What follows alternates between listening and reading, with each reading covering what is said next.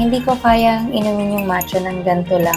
I always have to add sugar and creamer. Hey everyone, good morning. So today, we're gonna do the Dujosoo matcha. Yung matcha na bago na in-order ko sa Dujosoo from TikTok shop. So let's go. This morning, I wanna try matcha instead of coffee kasi nag-coffee na ako 3 times kagabi dahil I had 12 hours duty. So I had 2 coffees in my duty plus I had 1 kagabi lang this morning. I'm gonna have matcha instead. This is the matcha from Dujosoo.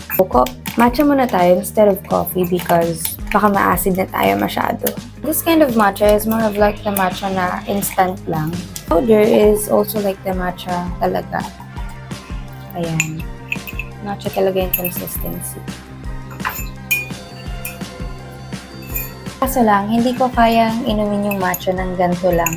I always have to add sugar and creamer kasi gusto ko matcha latte yung peg niya. Most of the time, ang ina-add ko lang is like 2 or 3 teaspoons of sugar or brown sugar. And I'm gonna add mga 3 or 4 din na creamer or milk. Pwede rin. Depende kung gaano ka-creamy or ka-milky yung gusto yung matcha latte.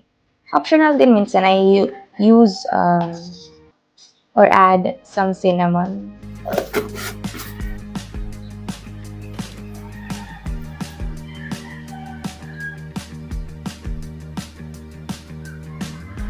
We're just gonna mix it. Mix.